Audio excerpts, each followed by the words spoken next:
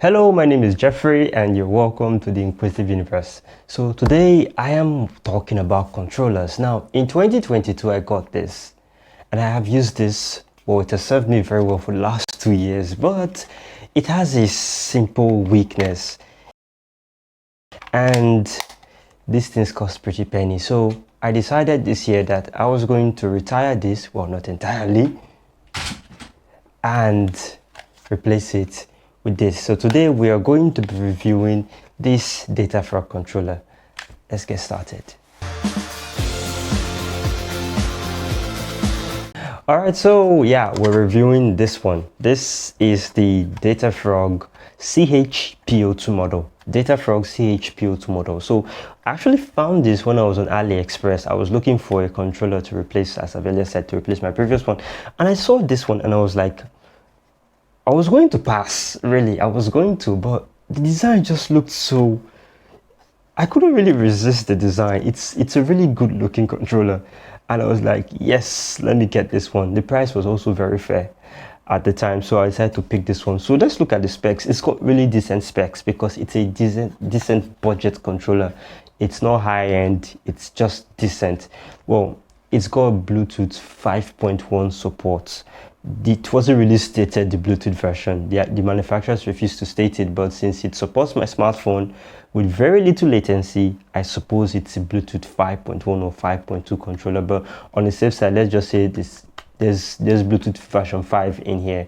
So moving on, it's got a very hard plastic body that is well molded to fit right into your... it just fits. My hands aren't big, right? My hands have got fairly average sized hands, so it just fits. So it's got a very strong body.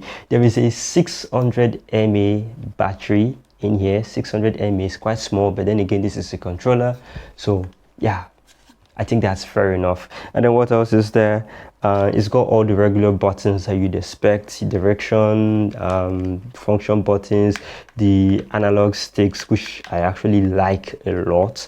And then you've got the shoulder buttons, R1, L1, the triggers at the back, which they offer a fair bit of resistance as well compared to some other controllers I have handled. I mean, the triggers on this one offer just enough resistance that you feel the tension when you pull back on it and then it releases.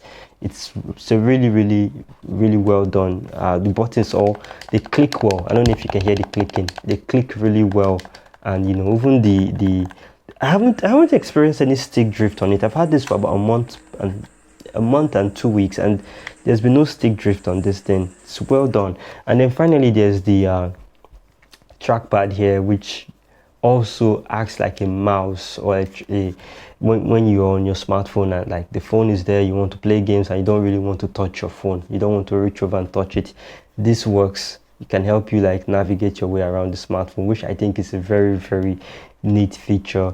Other stuff that's there include there's two vibration motors, which I'm not very impressed with. They're supposed to offer vibration function, and then there's a micro USB port here for charging, and then there's an extension port here for docking if you want to use a Sony dock or any third-party dock to charge. And then yeah, there is a 3.5mm jack, which hasn't worked for me when I'm on my phone. I'm going to try it on the PS4 to see if it does work. And yeah, yes, speakers over here, and of course, how can I forget you, the home button, classic home button. So yeah, these are the specs that you'd expect from this controller. I think it's really good. I mean, the first impression I got when I looked at it was like, wow, it's a beauty. But it's not just about looking beautiful. Can you actually do any work? And does it work? It absolutely works. It's compatible with PlayStation 4, PlayStation 3, Android, and Windows. I'm yet to test it on any Apple product, so I don't really know yet, but it's all of these gadgets. I have a PS3, an Android smartphone, and a Windows laptop, and it works very well. There's very little latency, if almost none at all, when using this to game on your smartphone. So I have been very impressed by it. The only issues I've got with this controller is that the vibration is a bit soft, and then the speaker here and the 3.5mm jack don't seem to work when I'm on Android. So maybe the APIs on Android software can't really take advantage of those. I'm not very sure. Maybe it's a software compatibility issue perhaps, but This one doesn't really come with any app, any companion app. It's simply plug and play.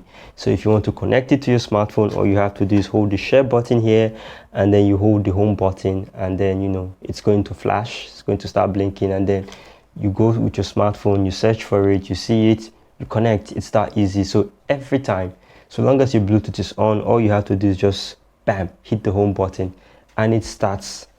You know, just hit the home button. My Bluetooth is on right now, and bang, it turns blue. If you put it on a, I think it's basically just like any controller, any controller out there. Blue for first player, and then red for second player, and then orange when it's charging. That's for the LED indicator. And boy, does this thing work. It works. It just works.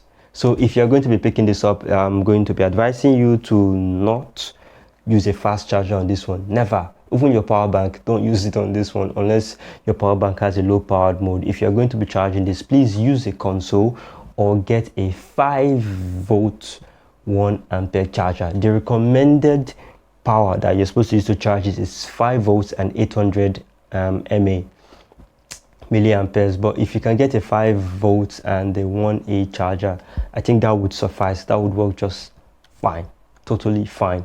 Do not use a fast charger on this one, or you will destroy the battery and the power IC, which is something that you would not want. Would I recommend this? Yes, I would.